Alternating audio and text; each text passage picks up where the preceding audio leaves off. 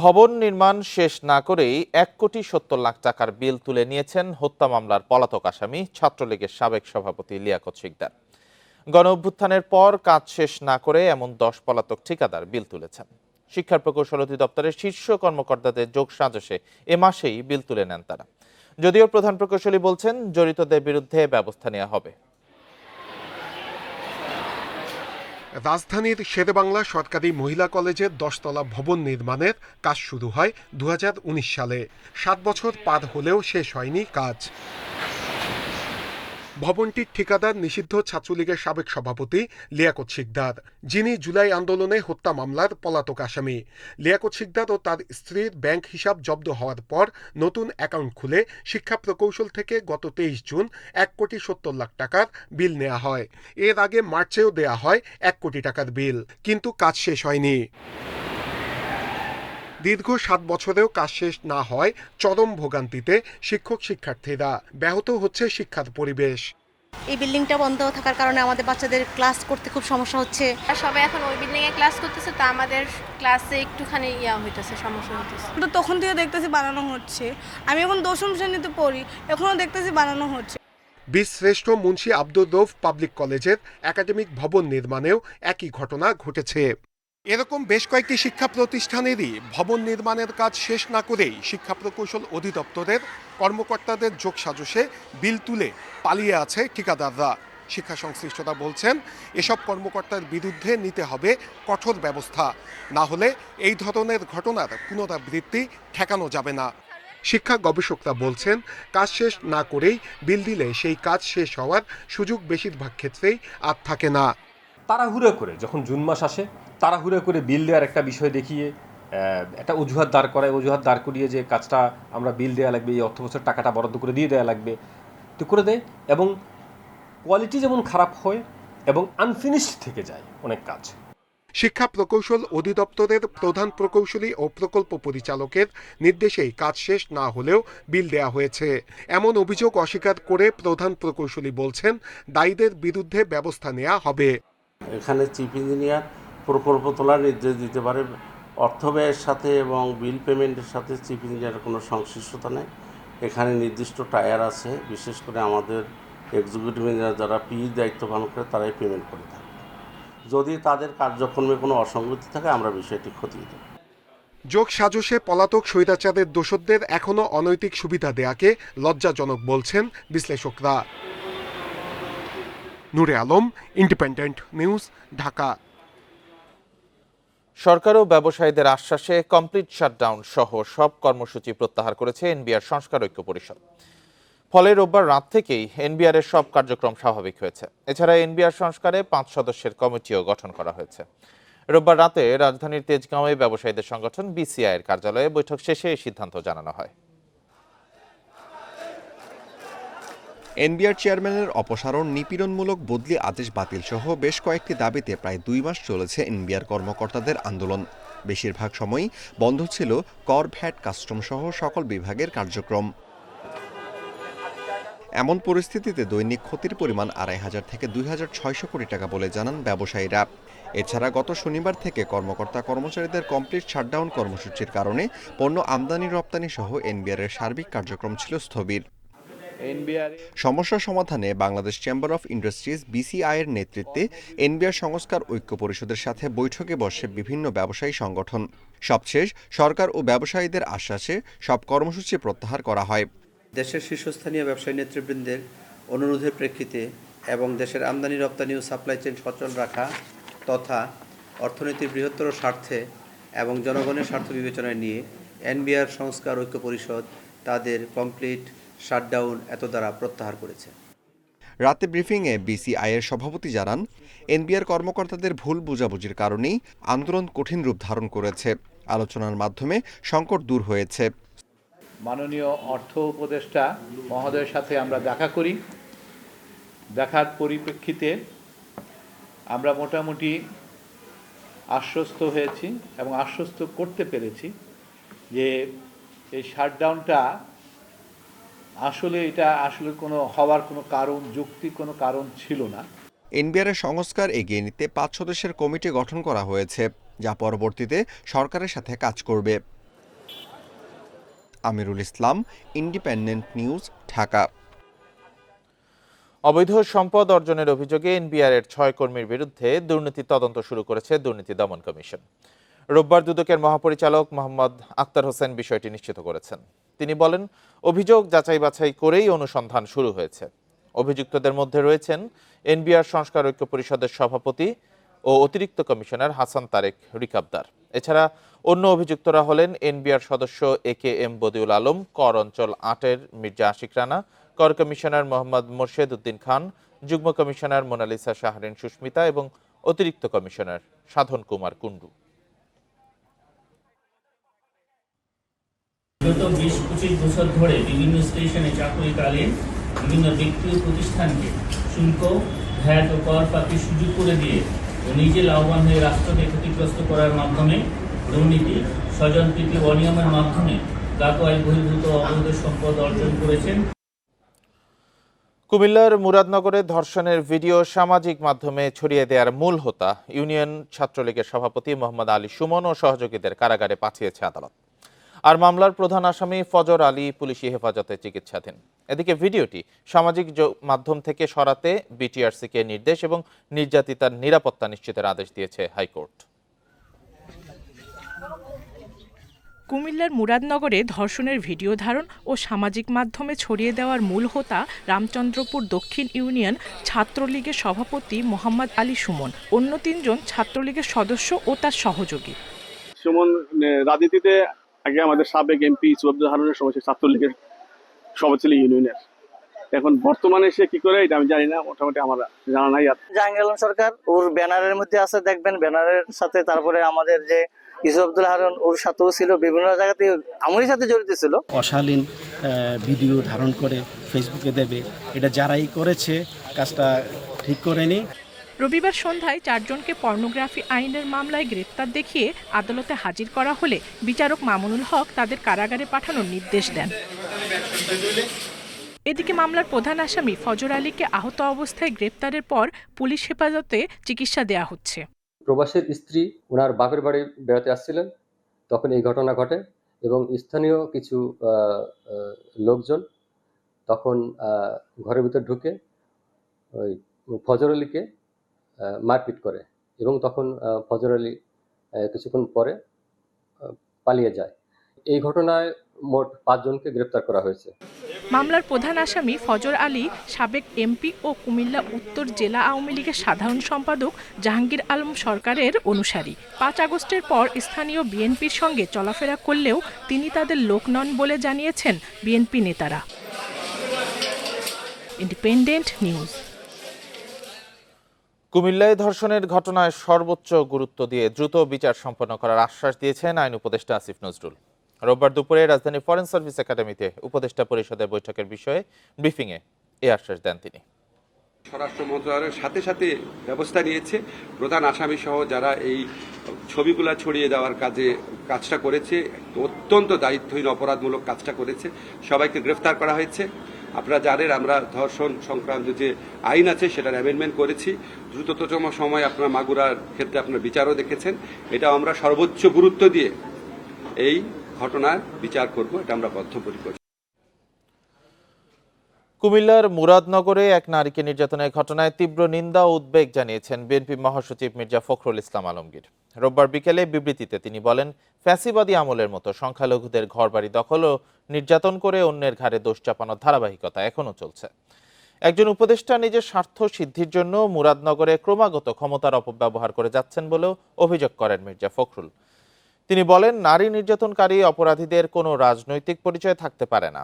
অবিলম্বে দুষ্কৃতকারীদের দৃষ্টান্তমূলক শাস্তিরও জোর আহ্বান জানান বিএনপি মহাসচিব।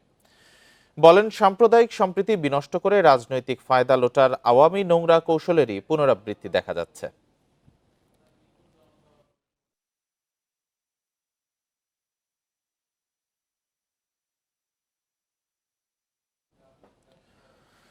কুমিল্লার মুরাদনগরে ধর্ষণের অপকর্মে আওয়ামী লীগ কর্মী জড়িত থাকলেও বিএনপির উপর দায় চাপানোর অভিযোগ করেছেন দলটির সিনিয়র যুগ্ম মহাসচিব রুহুল কবির রিজভী। রোববার সকালে নয়াপল্টনে দলের কেন্দ্রীয় কার্যালয়ে জরুরি সংবাদ সম্মেলনে এ মন্তব্য করেন তিনি। বলেন, আইনশৃঙ্খলা বাহিনী কঠোর না হওয়ায় দেশে এসব ঘটনা ঘটছে। এ সময় কুমিল্লার ঘটনায় জড়িতদের দ্রুত দৃশ্যমান বিচারের দাবি জানান বিএনপির এই নেতা। বলেন, গণতন্ত্রের পক্ষের রাজনৈতিক দলগুলোর মধ্যে বিভেদ সৃষ্টি ও হেয় করতে চেষ্টা চালাচ্ছে পতিত সরকার। জুলাই অভ্যুত্থানের শহীদদের স্বপ্ন বাস্তবায়নে সবাইকে ঐক্যবদ্ধ থাকার আহ্বান জানান রুহুল কবির রিজভী। যে সেটা করেছে আওয়ামী লীগের একজন নেতা একটি হিন্দু পরিবারে গিয়ে যে অপকর্মটি করেছে, আমার মুখ দিয়ে বলতেও সেটা ঘৃণা লাগছে, সেটা আমাদের দলের নামে চাপিয়ে দেওয়ার চেষ্টা করছে। ঐকমত্য গঠনে আশা অনুযায়ী অগ্রগতি হয়নি, শঙ্কা দেখা দিয়েছে সময় মতো জুলাই সনদ তৈরিতেও। এমন মন্তব্য করেছেন কমিশনের সহসভাপতি অধ্যাপক আলী রিয়াজ। এদিকে দ্বিকক্ষ বিশিষ্ট সংসদ নিয়ে অধিকাংশ দল একমত হলেও উচ্চকক্ষের কাঠামো নিয়ে মতভেদ রয়েছে। এছাড়া সাংবিধানিক পদে নিয়োগ কমিটির প্রস্তাব নিয়েও আপত্তি জানিয়েছে বিএনপি। চলছে ঐকমত্য কমিশনের দ্বিতীয় পর্যায়ের বৈঠক। রোববার ফরেন সার্ভিস একাডেমিতে রাজনৈতিক দলগুলোর সঙ্গে সপ্তম দিনের বৈঠক অনুষ্ঠিত হয়। শুরুতেই জুলাই অভ্যুত্থানের প্রেক্ষাপট তুলে ধরেন কমিশনের সহসভাপতি আলী রিয়াজ। বলেন, জুলাইয়ের মধ্যে জাতীয় সনদ তৈরির অঙ্গীকার করা হয়েছে, তবে ঐকমত্যের অগ্রগতি নিয়ে হতাশা রয়েছে। 7 দিন ধরে আমরা আলোচনা করেছি, বিভিন্ন বিষয়ে অগ্রগতি হলেও সত্যি কথা হচ্ছে যে আশাব্যঞ্জক অগ্রগতি ক্ষেত্রে আমরা খানিকটা পিছিয়ে আছি। সাংবিধানিক ও সংবিধিবদ্ধ প্রতিষ্ঠানের নিয়োগ কমিটি, দ্বিকক্ষ বিশিষ্ট সংসদ, উচ্চকক্ষের নির্বাচন প্রক্রিয়া নিয়ে মত দিয়েছেন রাজনীতিবিদেরা। আমরা আপার হাউসটাকে চাই যে এটা সংখ্যানুপাতিক হারে হোক। তাতে হয় কি জিপিআর, তাতে হয় কি এটা একটা ভেরিয়েশন আসে। 100 সদস্য বিশিষ্ট একটি উচ্চকক্ষ করতে হবে, এ বিষয়ে একমত, কিন্তু উচ্চকক্ষের গঠন সংখ্যানুপাতিক অর্থাৎ মোট প্রাপ্ত ভোটের ভিত্তিতে হবে, এ বিষয়ে এখনো ঐকমত্য হয়নি। সাংবিধানিক ও সংবিধিবদ্ধ প্রতিষ্ঠানের নিয়োগ কমিটিও চায় না বিএনপি। এতে সংস্কার চেষ্টা বাধাগ্রস্ত হবে বলে মন্তব্য করে এনসিপি ও জামায়াত। সমস্ত সংস্থাগুলোর স্ব আইন যেগুলো আছে তার মধ্যে আমরা সংশোধনী আনি এবং সেই আইনগুলোতে সংস্কার করে আরও স্বচ্ছতা, জবাবদিহিতা আমরা নিশ্চয়তা বিধান করি এবং সেই গঠন প্রক্রিয়াটা আরও শক্তিশালী। আবার আমরা স্বৈরাচারের দিকে যেতে পারি, আবার সেই রাজনৈতিক দুর্বৃত্তায়ন যেটা, ক্ষমতার যেটা, সেটা আমরা যেতে পারি। আমি মনে করি এরকম সংস্কারবিহীন একটি নির্বাচনের যদি আমরা এগিয়ে যাই, সেই নির্বাচন দেশের পরিবর্তন আনবে না। তাদের ইচ্ছা মতো, মর্জি মতো দলান্ধ ব্যক্তিদেরকে নিয়োগ দেবে, তাদের মতো করে সেই প্রতিষ্ঠানগুলোকে ব্যবহার করবে, বিরোধী মতকে দমন করবে এবং বাংলাদেশে সরকারের জবাবদিহিতার জায়গাকে নিশ্চিত হতে দেবে না। এমন পরিস্থিতি বাংলাদেশে যারা তৈরি করতে চাচ্ছে, তাদের সঙ্গে বাংলাদেশের আপামর জনতার কোনো সংযোগ নেই।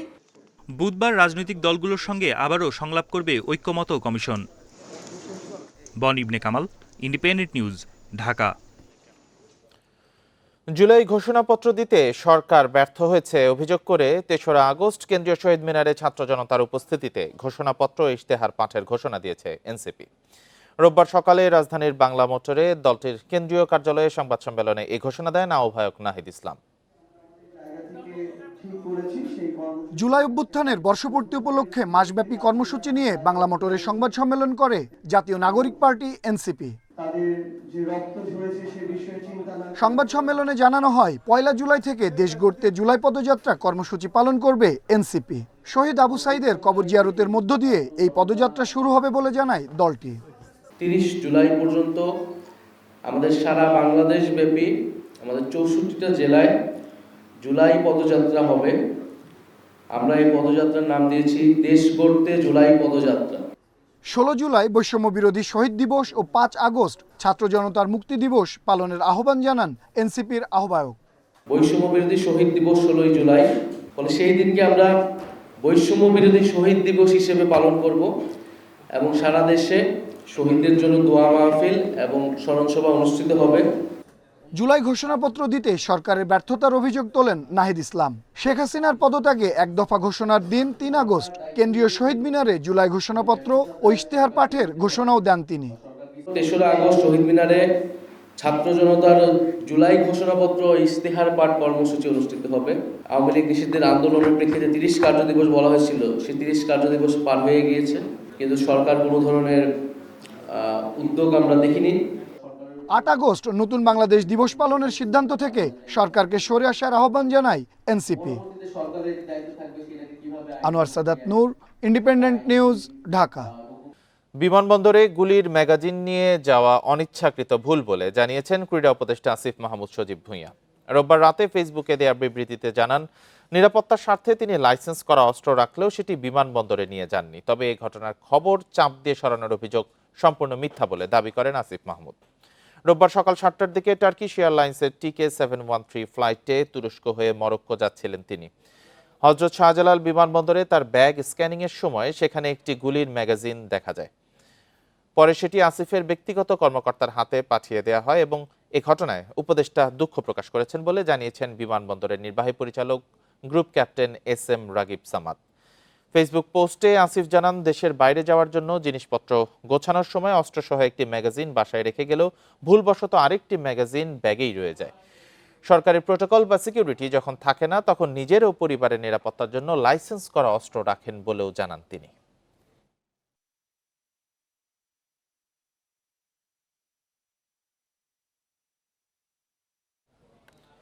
মামলা বাণিজ্য ভুয়া মামলা থেকে রেহাই পেতে সরকার ফৌজদারি দণ্ডবিধিতে সংশোধনী আনছে বলে জানিয়েছেন আইন উপদেষ্টা আসিফ নজরুল। এর ফলে প্রাথমিক তদন্তেই খালাস পাবেন ভুয়া মামলার আসামিরা। রোববার দুপুরে রাজধানী ফরেন সার্ভিস একাডেমিতে উপদেষ্টা পরিষদের বৈঠক শেষে ব্রিফিংয়ে এই কথা জানান উপদেষ্টা। বলেন, মিথ্যা অভিযোগে করা ভুয়া মামলার রেহাই পেতে নতুন বিধান যুক্ত করা হয়েছে। এতে বলা হয়েছে, পুলিশ কমিশনার বা পুলিশ সুপার যদি প্রাথমিক তদন্তে মনে করেন অভিযোগ যৌক্তিক নয়, তাহলে রিপোর্ট ম্যাজিস্ট্রেটের কাছে জমা দিতে হবে। ম্যাজিস্ট্রেট তথ্য প্রমাণের ঘাটতি দেখলে বিচার শুরুর আগেই অভিযুক্তদের মুক্তি দিতে পারবেন। কিছু কিছু ক্ষেত্রে আপনার এক ধরনের মামলা বাণিজ্য থাকে। তো এই লোকগুলা যারা এখানে আসামি হন, ওনারা 2-3 বছর যাবৎ একটা আশঙ্কার মধ্যে থাকেন যে কখন ওনাদেরকে গ্রেফতার করা হবে বা ওনাদের ক্ষেত্রে মানে গ্রেফতার বাণিজ্যটা হয় কিনা। সেটা থেকে পরিত্রাণ পাওয়ার জন্য আমরা একটা নতুন বিধান করেছি CRPC-তে 173A। নারায়ণগঞ্জের সিদ্ধিরগঞ্জে মাদ্রাসার ছাদ থেকে পড়ে গুরুতর আহত হয়েছে 7ম শ্রেণীর এক নারী শিক্ষার্থী। রোববার বিকেলে জামিয়া মাদানিয়া হাদিউল উম্মা মাদ্রাসার 7তলা ভবনের ছাদ থেকে পড়ে যায় শিক্ষার্থী ফারিয়া আক্তার মিম। বিকেলে তার মা মাদ্রাসায় দেখা করতে গেলে জানতে পারে মেয়ে ছাদ থেকে পড়ে গেছে। কর্তৃপক্ষ এ বিষয়ে তাকে কিছুই জানায়নি বলে অভিযোগ ভুক্তভোগীর মায়ের। গুরুতর আহত অবস্থায় মিমকে ঢাকা মেডিকেল কলেজ হাসপাতালে এবং পরে ধানমন্ডির পপুলার মেডিকেল কলেজ হাসপাতালের ICU-তে নেওয়া হয়। ঘটনার পেছনে ভিন্ন কিছু থাকতে পারে শঙ্কা জানিয়ে ঘটনার সুষ্ঠু তদন্তের দাবি জানিয়েছেন ভুক্তভোগীর পরিবার। এ ঘটনায় নারায়ণগঞ্জের সিদ্ধিরগঞ্জ থানায় অভিযোগ দায়ের প্রক্রিয়াধীন আছে বলে জানিয়েছেন তারা। 8 মাস আগে ওই মাদ্রাসায় ভর্তি হন ফারিয়া আক্তার মিম। ঠিক 5টা 10-এ আমার ফোন দিছে ম্যাডাম, ফোন দিয়ে বলছে যে একটা ছাত্রী ইয়েতে পড়ে গেছে, ছাদেতে পড়ে গেছে। ম্যাডাম ফোন দিয়ে বললো, পরে আমি দৌড়ে আসছি, আইসা নিচে আইসা দেখি যারা দৌড়াদৌড়ি করছে। এখান থেকে আমি আবার এখানে চলে আসি। আর আগে পরের কিছু আমি বলতে পারতেছি। পরে আজকে দিছে, আজকে 8 দিন। আজকে গেছি 4টা বাজে, গিয়া শুনি ওই নাকি পড়ে গেছে ছাদের থেকে, এরা বলতেছে। এইচএসসি পরীক্ষা দিতে বাসা থেকে বেরিয়ে নিখোঁজ হওয়া মাহিরা বিনতে মারুফকে সাভার থেকে উদ্ধার করেছে র‍্যাব 4। রোববার রাতে র‍্যাবের পক্ষ থেকে তথ্য জানানো হয়। স্বজনরা জানান, মাহিরা মিরপুর বাংলা কলেজের শিক্ষার্থী। পরীক্ষার কেন্দ্র ছিল মিরপুর কলেজ। 29শে জুন সকাল 8টায় বসুন্ধরা আবাসিক এলাকা থেকে বাংলা দ্বিতীয় পত্র পরীক্ষা দেওয়ার উদ্দেশ্যে বের হয়ে বাড়ি না ফেরায় উদ্বিগ্ন হয় পরিবার। খোঁজ নিয়ে জানা যায় পরীক্ষার কেন্দ্রে অনুপস্থিত ছিল মাহিরা। রোববার সন্ধ্যায় ভাটারা থানায় একটি সাধারণ ডায়েরি করে পরিবার।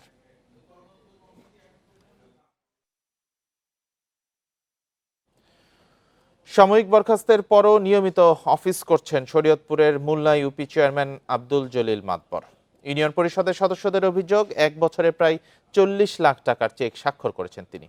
তবে অভিযোগ অস্বীকার করেছেন আব্দুল জলিল। বিষয়টি তদন্ত করে ব্যবস্থা নেওয়ার আশ্বাস প্রশাসনের।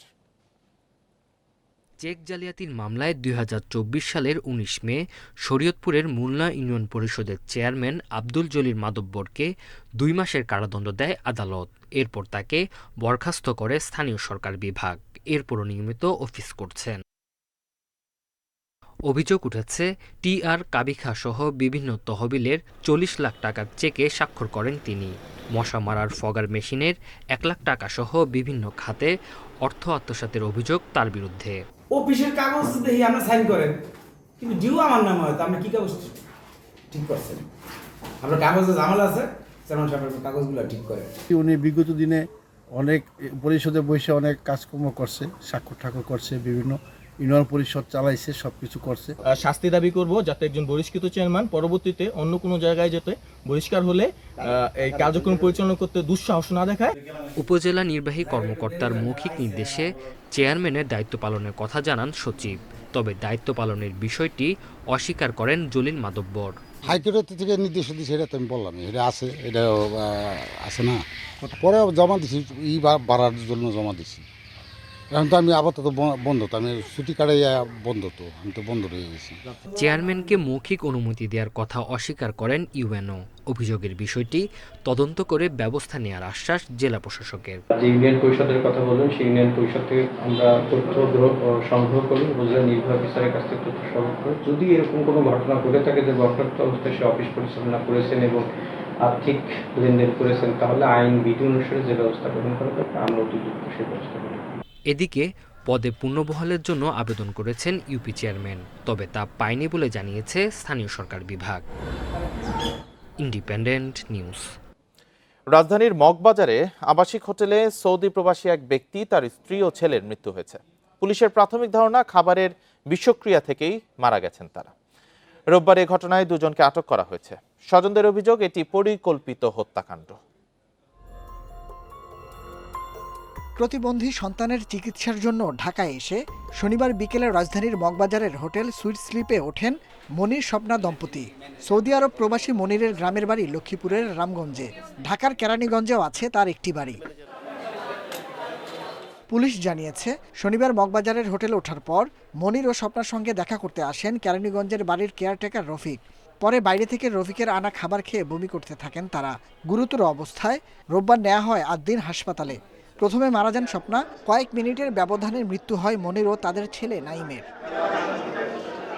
এমন ঘটনায় হতবাক স্বজনরা, বলছেন এটি পরিকল্পিত হত্যা, চান সুষ্ঠু বিচার। খাবার সাথে সে বিষ প্রয়োগ করছে, প্রয়োগ করার পরে বিষক্রিয়া সে মারা গেছে, কতটুকু আমরা জানতেছি, এবং এটা সঠিক তদন্ত যেন হয়। কিছুই বুঝি না, কিছুই জানি না। কিছু বুঝার আগে 3 জন লোক 2-3 মিনিট 5-6 মিনিটের মধ্যে 3 জন মিনিট চলে গেল, এবং যে মরে গেল সে সাধারণ কোনো লোক না, সে বাংলাদেশের এবং আমাদের অত্র এলাকার গরিবের বন্ধু। ঘটনাস্থল পরিদর্শন করেছে গোয়েন্দা পুলিশ ও সিআইডির ক্রাইম সিন ইউনিট। সংগ্রহ করেছে আলামত।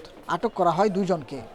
হোটেল কর্তৃপক্ষ বলতেছে যে তাদেরই আত্মীয় স্বজনরাই খাবার এখানে সরবরাহ করছে, এবং তারাই সকালে ফুড পয়জনিংয়ের কথা বলে হসপিটালাইজ করছে। এখন আমাদের যেটা ডাউট হচ্ছে যে সে মারা গেল কিভাবে, তারপর হচ্ছে কি উদ্দেশ্যে মারা গেল, সেটা মেডিকেল রিপোর্টের আগে তো বলতে পারছি না। এগুলো আমাদের ল্যাবে পরীক্ষা হবে, তারপর আমরা আয়োকে এটা আপনার পরীক্ষার ধরনের উপর নির্ভর করবে। শুধু খাবার নয়, খাবার ছাড়াও বিভিন্ন ধরনের আলামত আমরা জি না এই ধরনের এটা এখন বলা যাবে না, প্লিজ।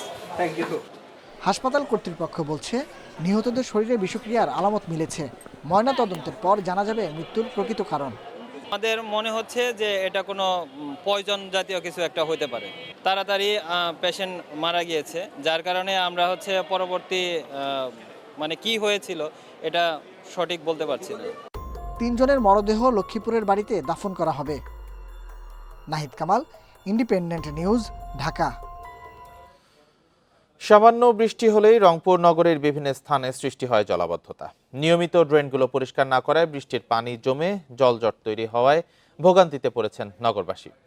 রাস্তায় জমে থাকা পানির সঙ্গে ড্রেনের ময়লা পানি মিলে সৃষ্টি হচ্ছে দুর্গন্ধ। এতে স্বাস্থ্য ঝুঁকিতে রয়েছেন নগরবাসী। সিটির প্রধান নির্বাহী বলছেন, জলাবদ্ধতা রোধে নগরের ড্রেনগুলোর সংস্কার কাজ করা হচ্ছে। বর্ষাকালের সামান্য বৃষ্টিপাতেই নাকাল রংপুরবাসী। নগরের একমাত্র শ্যামাসুন্দরী খালটির সংস্কার না করায় ময়লা আবর্জনা আর মাটি ভরাট হয়ে বন্ধ হয়ে গেছে পানি প্রবাহ। এতে বাধাগ্রস্ত হচ্ছে পানি নিষ্কাশন। শুধু খালি নয়, ড্রেনগুলোতে ময়লা আবর্জনা জমে থাকায় পানি নিষ্কাশন হচ্ছে না। উল্টো ড্রেন থেকে পানি বেরিয়ে আসায় বেশিরভাগ পাড়া মহল্লার রাস্তাঘাট ও স্কুলের মাঠে সৃষ্টি হচ্ছে জলাবদ্ধতার। সিটি কর্পোরেশন থেকে জলাবদ্ধতা নিরসনে নেই কোনো উদ্যোগ। যারা আমরা অফিসে যাই তারা বিশেষ করে তারা এত বেশি প্রবলেমে পড়ে যায় বলার বাইরে। মানে ভাত পানি কিচ্ছু পাক করতে পারতেছি না, রাস্তাঘাট সব ভাসি গেছে। আমাদের প্রশাসনের কাছে আমাদের জোর দাবি যে আমাদের ড্রেনটা বড় করে উঁচু করলে আমরা পানিগুলো নিষ্কাশন হবে এবং আমাদের কষ্ট লাঘব হবে। শ্যামাসুন্দরী খাল ও নগরীর ড্রেনগুলো পরিষ্কার করে দ্রুতই জলাবদ্ধতা নিরসনের দাবি নগরবাসীর। বিভিন্ন পাড়া মহল্লা ছোট ছোট ড্রেন আছে, সেগুলোও কিন্তু এসে কানেক্টিং হয়েছে হচ্ছিল এই শ্যামাসুন্দরীর সাথে, সেগুলোকেও যথাসময়ে পরিষ্কার করা হয়নি। তিস্তা যেমন চর পরে সে আর পানি ধারণ করতে পারে না, ঠিক তেমনি করে শ্যামাসুন্দরীর বুকে যে পানিটা ধারণ করবে সেই ধারণ করার ক্ষমতা সে হারিয়ে ফেলেছে, কারণ নিচে ভরাট হয়ে গিয়েছে। নগরীর জলাবদ্ধতা রোধে প্রধান ড্রেনগুলো পরিষ্কার করা হচ্ছে বলে জানিয়েছে সিটি কর্পোরেশনের প্রধান নির্বাহী কর্মকর্তা। মাস্টার ড্রেনের প্রত্যেকটি আমরা টেন্ডারে পরিষ্কারের ব্যবস্থা নিয়ে নিয়েছি এবং সেটা শুধু প্রসেসে আছে তাই না, আমাদের এটা বৃহস্পতিবার থেকে পরিষ্কার কার্যক্রম শুরু হয়ে গেছে। জলাবদ্ধতায় নাকাল রংপুরবাসীর জন্য দুঃসংবাদ দিয়েছে আবহাওয়া অফিস। আগামী ৩-৪ দিনের মধ্যে বজ্রসহ বৃষ্টিপাতের পূর্বাভাস রয়েছে রংপুর বিভাগে। Independent news. গাজীপুরে বিউটি পার্লারের আড়ালে নারীদের ৮৫ লাখ টাকা নিয়ে পালিয়েছে প্রতারক চক্র। বিভিন্ন প্রলোভনে পার্লারে আসা নারীদের টার্গেট করেন প্রতারক দম্পতি। টাকা উদ্ধারে থানায় অভিযোগ করলেও কোনো সমাধান পাননি ভুক্তভোগীরা। গাজীপুরের গাছায় মণি বিউটি পার্লার নামে ব্যবসা প্রতিষ্ঠান আছে পপি চাম্বু তার স্বামী অম্বর সাংমার। এই সুযোগে পার্লারে যাতায়াতকারীদের সঙ্গে সখ্যতা তৈরি করেন পপি ও তার স্বামী। ব্যবসায় বিনিয়োগ করতে গ্রাহকদের প্রলোভন দেখানো হয় আকর্ষণীয় মুনাফার। এতে নারীরা বিভিন্ন উপায়ে টাকা বিনিয়োগ শুরু করেন। এক পর্যায়ে অর্ধশতাধিক নারীর প্রায় ৮৫ লাখ টাকা আত্মসাৎ করে পালিয়ে যায় পপি ও তার স্বামী। পপি আমার কাছ থেকে টাকা নিতে এই পর্যন্ত মনে হয় হাওলাত মাওলাত নিয়ে আমার স্ট্যাম্প করা ৫ লাখ আর চেকেও লেখা আছে ৫.৫ লাখ, আর আমার কাছ থেকে আমার ভাইয়ের কাছ থেকে আরো হাওলাত নিচ্ছে আরো ২-৩ লাখ মিলায় ৭-৮ লাখ টাকা ওর কাছে আমি পাবো। ওর সাথে আমার লেনদেনটা এভাবেই হয়েছে যে ও যেটা করবে, যে কাজটা করবে, পার্লারের কাজ করবে, ওটার মাধ্যমে আমাদের কিছু টাকা দিবে বেনিফিট। রমজানের ঈদের পরে সে ২৫ তারিখে আত্মগোপনে সে চলে গেছে। ওনাকে আর আমরা অনেক চেষ্টা করতেছি, খুঁজে পাচ্ছি না। পুলিশ বলছে টাকা নিয়ে পালিয়ে যাওয়ার ঘটনায় থানায় অভিযোগ পাওয়া গেছে। আদালতে মামলা দায়ের করে সমস্যা সমাধানের পরামর্শ দেয়া হয়। আমরা ওই যে পক্ষকে যেহেতু সবার কাছে চেক আছে, আমরা কোর্টে যাওয়ার পরামর্শ দিয়েছি, আদালতে যাওয়ার পরামর্শ দিয়েছি। টাকা উদ্ধারে পুলিশ র্যাবের কাছে গেলেও এখনো সমাধান পাননি ভুক্তভোগীরা। এজন্য সরকারের হস্তক্ষেপ চান তারা। Independent news. আর এই ছিল এখনকার সংবাদে। ইন্ডিপেন্ডেন্ট টেলিভিশনের সব খবর আরো বিস্তারিত জানতে চোখ রাখুন ফেসবুক, ইউটিউব, এক্স। সাথে থাকার জন্য ধন্যবাদ সবাইকে।